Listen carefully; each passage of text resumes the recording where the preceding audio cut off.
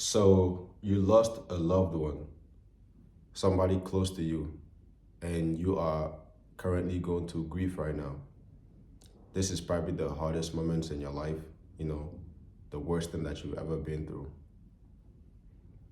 I had a supporter comment on my video yesterday telling me to make a video on how to deal with grief.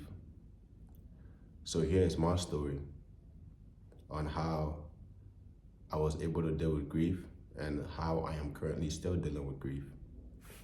So I'm gonna tell you guys my story, basically, how I got to America and what has happened since being in America. Let's take it back to 2013. This was when I first ever came to America. I came here with my mother, I came here with my sister, and my little brother. We came to see my father, who gave us a visa. By the way, I was born and raised in Nigeria. So my first, 13 to 14 years of living, it was all in Nigeria. However, my father, he mainly lived in America because this was where he worked, and he took care of us from here. Typical coming from a different country, your father raising you back home and taking care of you and everything. So like I said, in 2013, I came here with my mother, my older sister, and my younger brother. We came to get our passport to become a citizen. So luckily, we became a citizen. My father got our papers and everything. But when we came in 2013, given the fact that it was gonna take time for us to get that citizenship, we started going to school. In 2013, I was 12 years old. So I was going to school, I was in middle school, and it was kind of cool because coming from Nigeria, like the culture in terms of like schooling is different from, America. Out there in Nigeria, when you get in trouble, the teachers will hit you. Like they are allowed to put their hands on you. But here in America, it's not the same. No teacher can necessarily put their hands on you. And that was something that I like. And I also like the fact that I was in a different country, different culture. So fast forward in 2014, we went back to Nigeria after we got our citizenship. After me, I became a citizen, my older sister and my younger brother. After all three of us became a citizen, we all went back, including my mom and my father, back to Nigeria.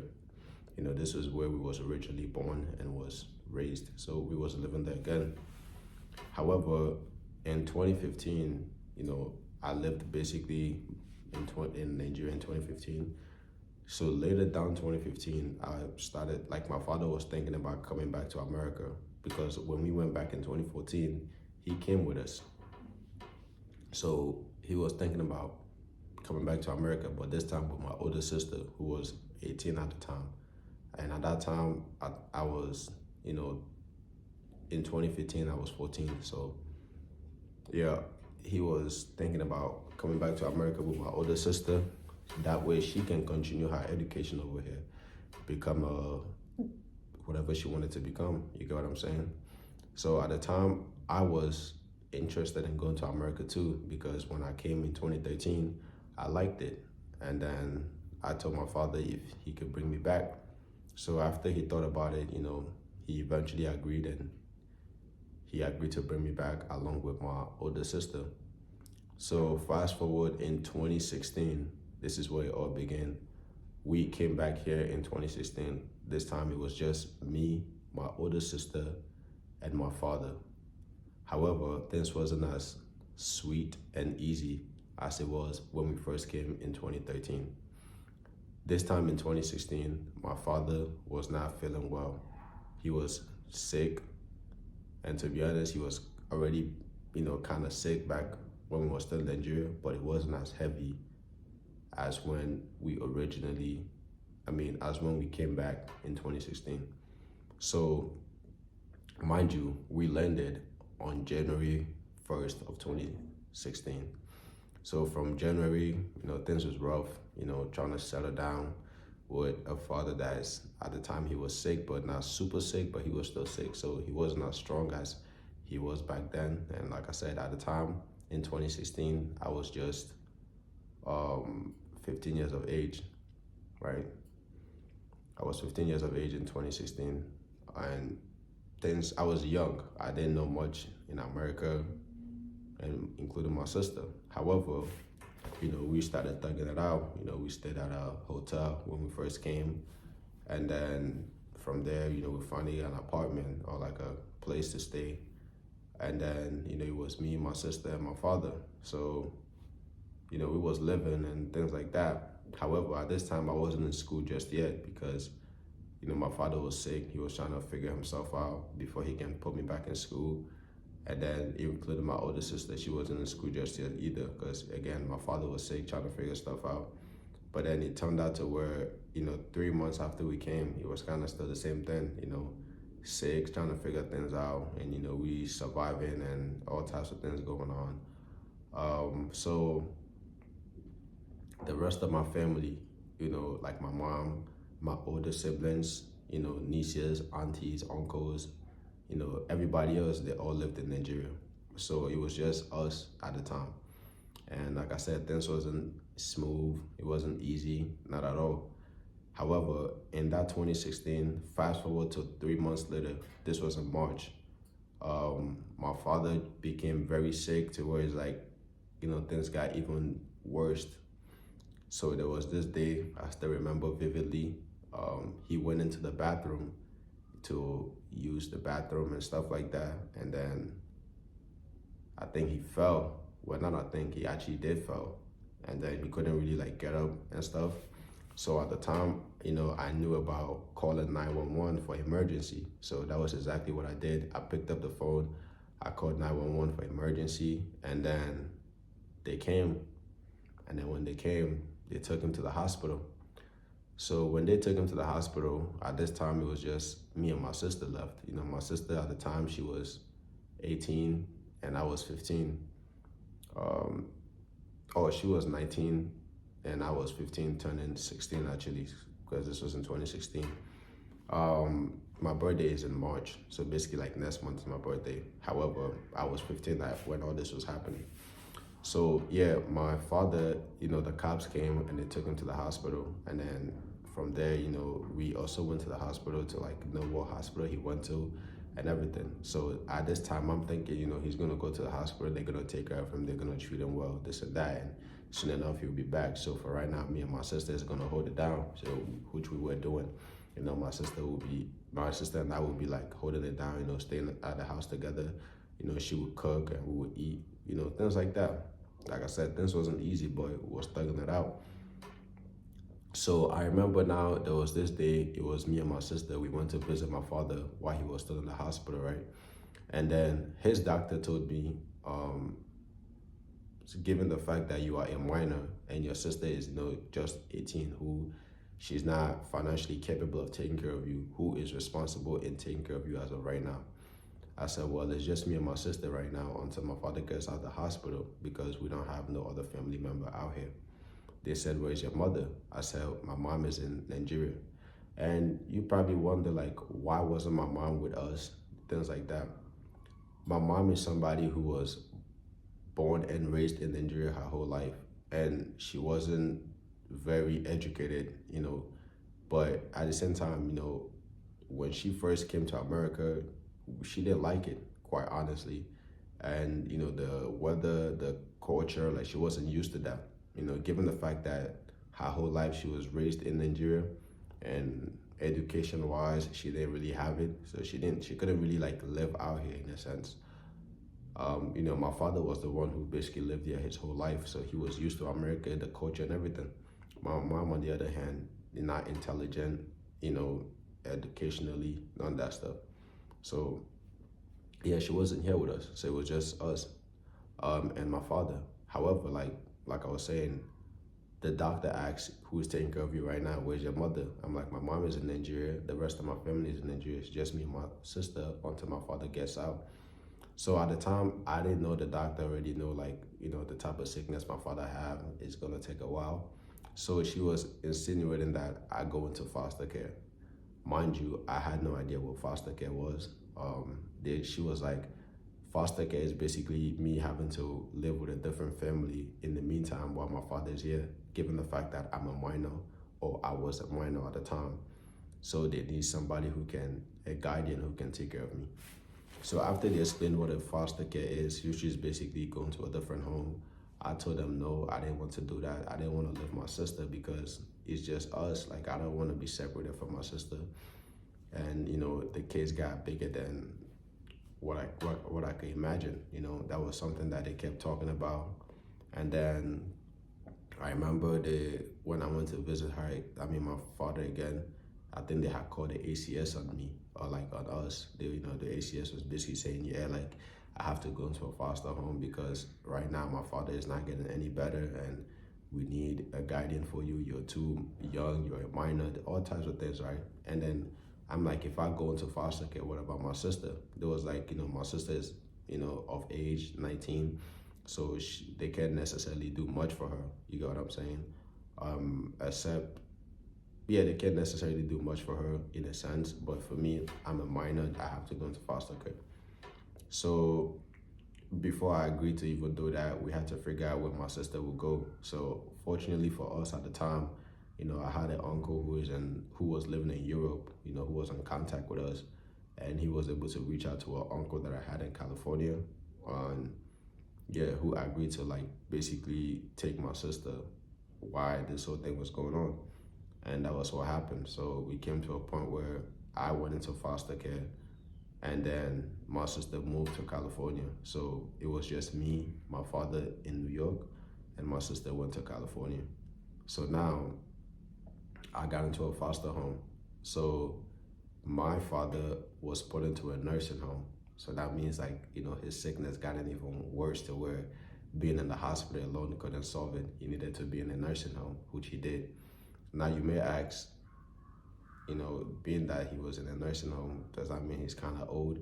My father was kind of older. He had me really late. So I think he was in his like late 60s or like 70 when he passed.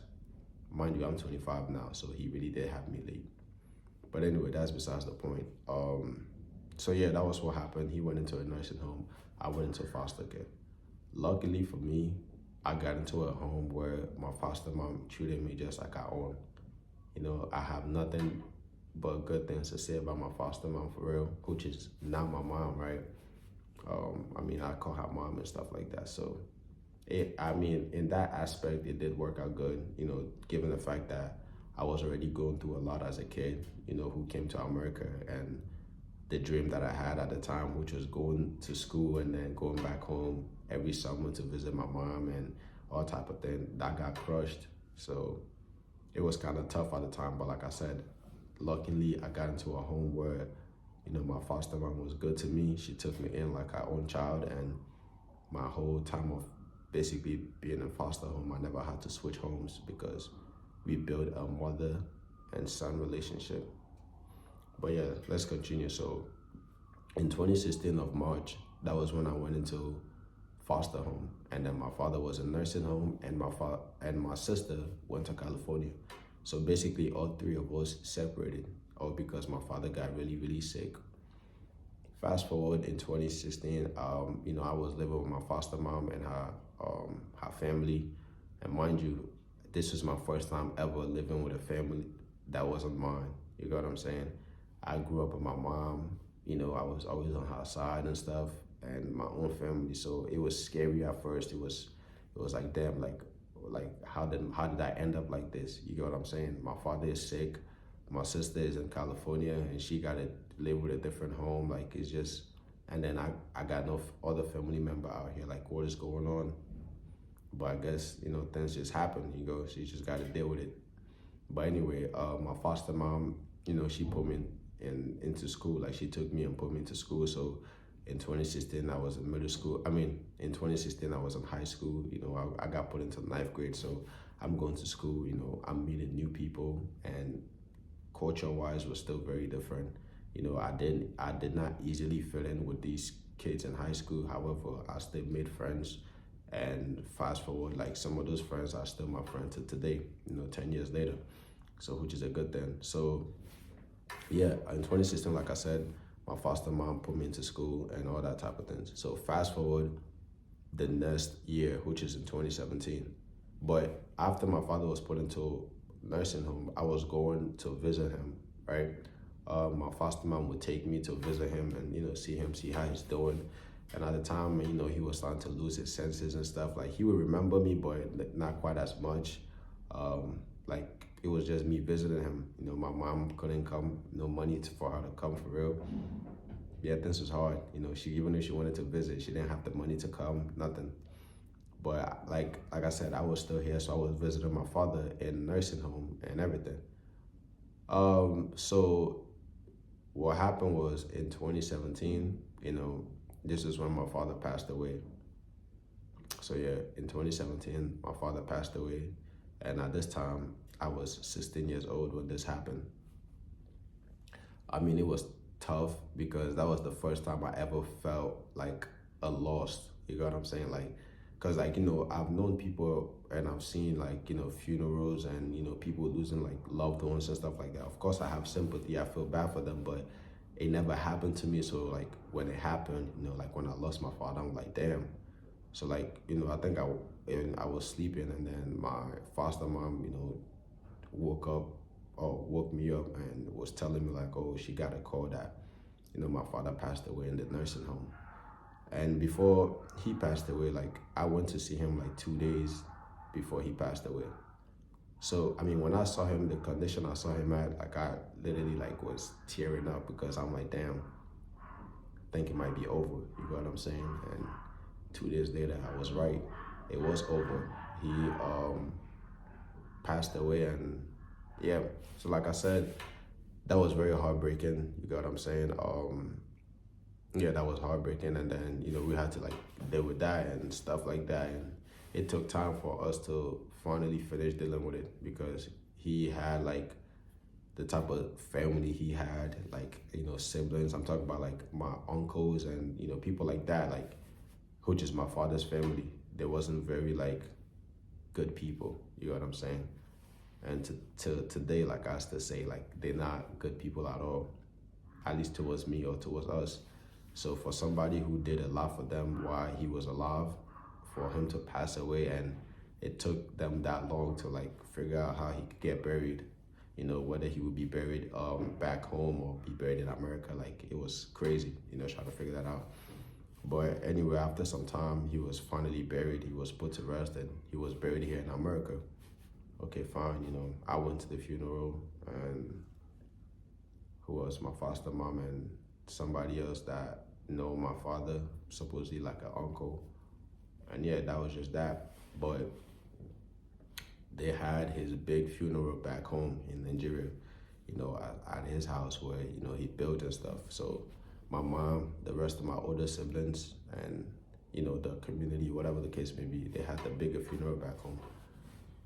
But yeah, so like when this happened, when my father passed away, at this time, I knew it was kind of like, it sensed like my responsibility now to kind of take care of my mom and my younger siblings back then. Like, cause like I said, my mom is like she's not educated, so she doesn't the way she can feed herself is more like when she will go do her own business or whatever. But given the fact that I lived in America at the time and the currency here is much higher than, Nigeria's currency, which is never, I knew that if I stayed in America and I worked, and then I would be able to, give my mom money to where she herself don't have to work except she wants to, and she can just basically be taking care of herself. So that was kind of like the decision that I made, So from 2017, that was when I got my first job, and then I would just be working and stuff. When I have money, I would just be sending it to my mom and making sure everything is good, which was happening. And then luckily, like my older brother at the time, he finally became successful to where he, started taking more care of my mom and my younger brother and everything. So that was a good thing. You got what I'm saying? Yeah, so that was a good thing. So now, how was I able to deal with my father passing away, I mean, it was me just knowing that, you know, sometimes, like for my father, he was older, and I just knew like it was about time for him to kind of like, let's say, like move on. You get what I'm saying? Like it was obviously tough because like damn, like he didn't really get to see his family like that anymore. Like he wasn't himself anymore before he passed, but it was also kind of time for him to move on because he was getting older and the sickness wasn't getting any better. So I was like, damn, like, you know, this hurt, but at least now that he's no longer here, he don't have to go through the pain of being sick all the time and, you know, all these things happening to him, right? So I I was like, I bet no problem, you know, this happened. So, you know, we deal with it, you know, you cry about it and then eventually you just getting better and things get better a little bit. But anyway, fast forward to, you know, my father passing away in 2017, you know, I'm still here in America. Like I haven't went back to Nigeria. I'm in a foster home, you know, things like that. I'm living with my foster mom. Again, she's a very good woman to me. Um, and then, you know, I'm growing up, going to school. Then fast forward, I graduated in high school in like 2019. You know, when I graduated from high school, like, to be honest, I didn't really know what I wanted to do, you know, but the option was to go to college because college is just what everybody that don't really know what they want out of life or think they know what they want out of life, they just go to college. Anyway, I went to college, you know, for like a year, but I dropped out because, like I said, I didn't really know much. So after that, I just got a job and I was working. So now we're in 2020. Like I said, I had a job again in 2020. And then 2020, I was 19. And then 2021, that happened again.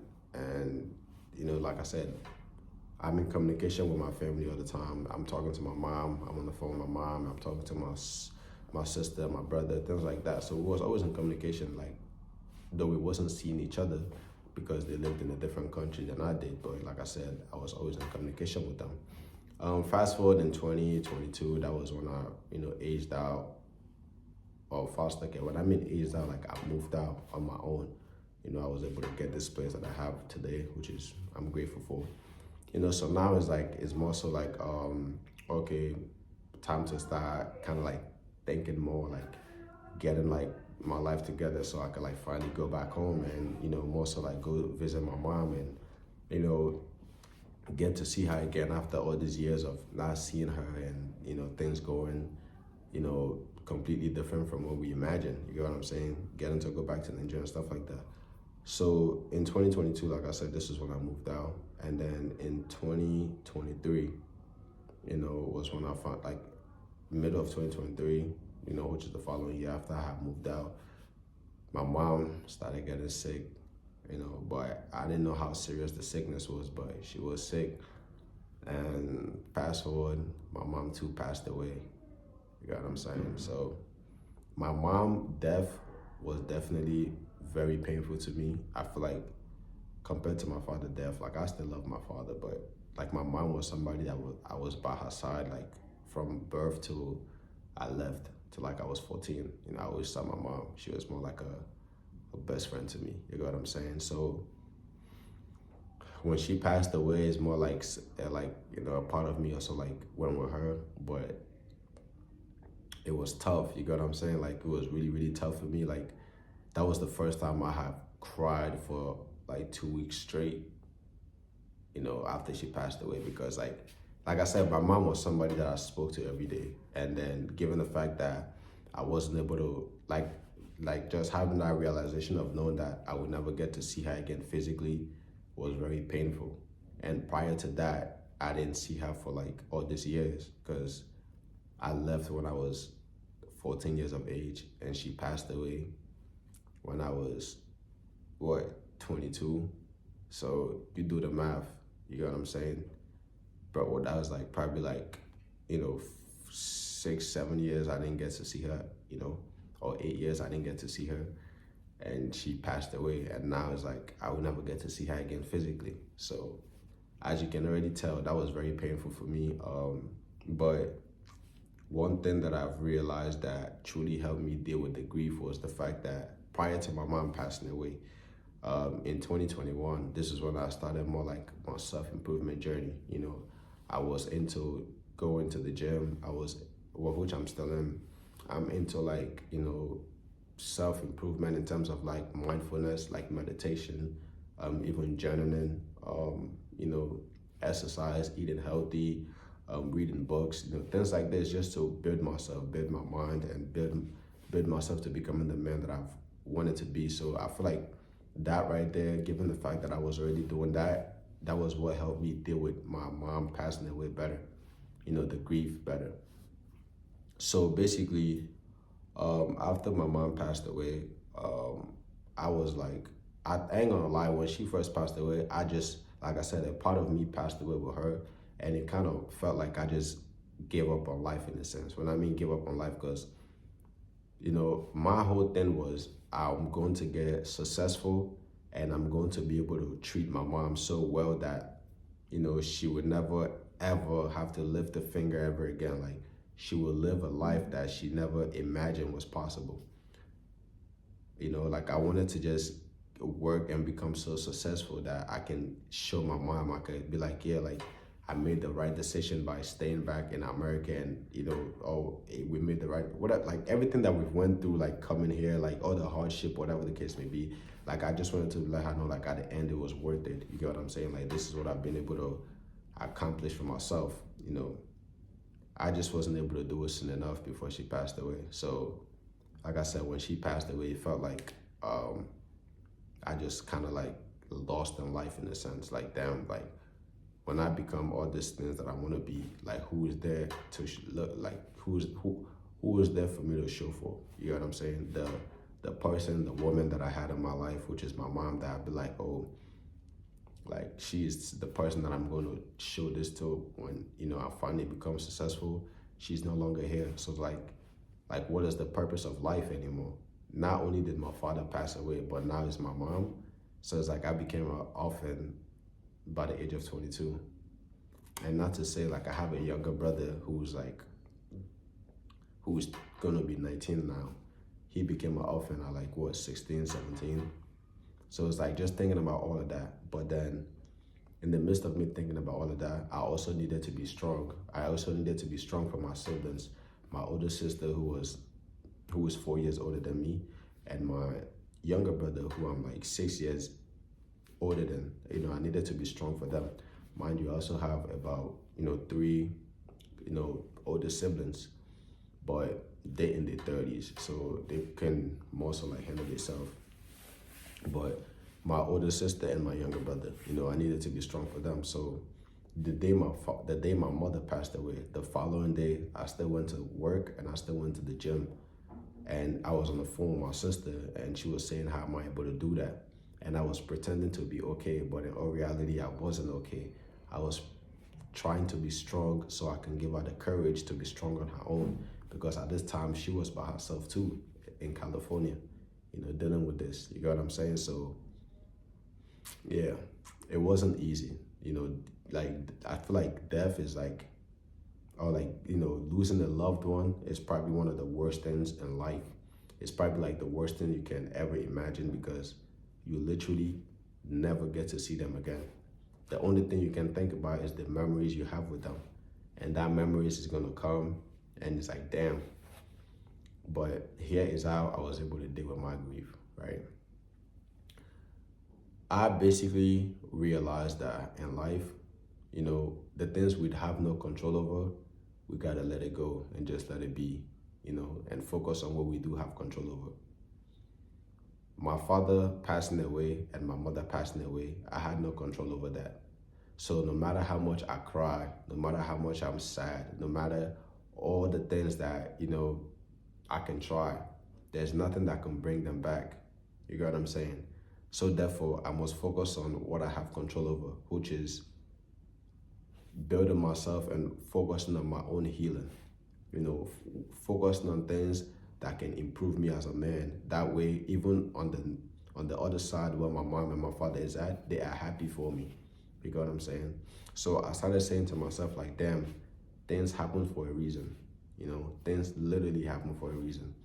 The fact that I lost my father and I also lost my mother, you know, it was for a reason. And the reason, it maybe is not as clear to me as I would like for it to be, but at the end of the day, I feel like they lived their own life. You know, they fulfilled the purpose that they came here to fulfill, which was, you know, having children and making sure like, you know, we were at least strong on our own before they can move on. You know what I'm saying? Like, especially like, for example, with my father, you know, bringing his kids here in America, like, you know, all three of us, me, my younger sister, me, my younger brother, and my older sister, making sure that we had our citizenship, you know, having a passport, having our social security, having all of this stuff that we're going to need before that we was going to need, but we didn't even know it back then when we was younger. I didn't know how important it was with having your passport, especially living in America. I didn't know how important it was with having social security. These are the things you need in order to get a job. You know, having your papers. I didn't know how important it was back then in 2013 when my father was getting it for me, but now I do. So I'm forever indebted to my father, you know. Again, with my mother, I didn't know how important, you know, like showing like love was. Like, you know, my mom was a very nurturing and loving woman. You know what I'm saying? Every time I spoke to my mom on the phone, like I always felt a sense of joy, a sense of happiness. You know what I'm saying? So whenever I need to feel happiness, I always refer back to the memories that we had over the phone or even in person. So I say that to say, like, you know, the best I can do is to still become the man I have always wanted to be, and I always wanted my mom to see, because that will still make her proud. Because I know wherever they are right now, you know, they're still able to look at their child and be like, damn, like, you know, he's doing well for himself at least, or at least he's trying to, you know, like he's not out there, you know, dabbling into things he shouldn't be doing. You got what I'm saying? So for you right now, you know, let's say you lost a loved one and you're trying to deal with grief. Like I said, at first it's not going to be easy at all, because you lost somebody who is dear to you, somebody like you were used to seeing every single day, right? And you're no longer able to see them. You know, that's probably going to be the worst experience you will ever feel. And listen, don't hold your emotions in. If you need to cry, just let it out. You get what I'm saying? Like me personally, like my friends and people that know me, you know, they know me as somebody who is very strong-hearted. You know, they know me as somebody who keep my emotions in, but they didn't know, like, literally when I lost my mother, how vulnerable I was when I was by myself. I literally cried for 2 weeks straight when my mom passed, because the first week was, before she passed away, she was on coma, like, right? She was, you know, using like, they was using like I mean, live force on her, like, you know, the coma thing that you be on.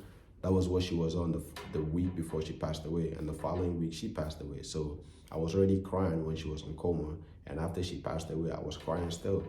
But my friends, you know, family, they didn't really notice, right?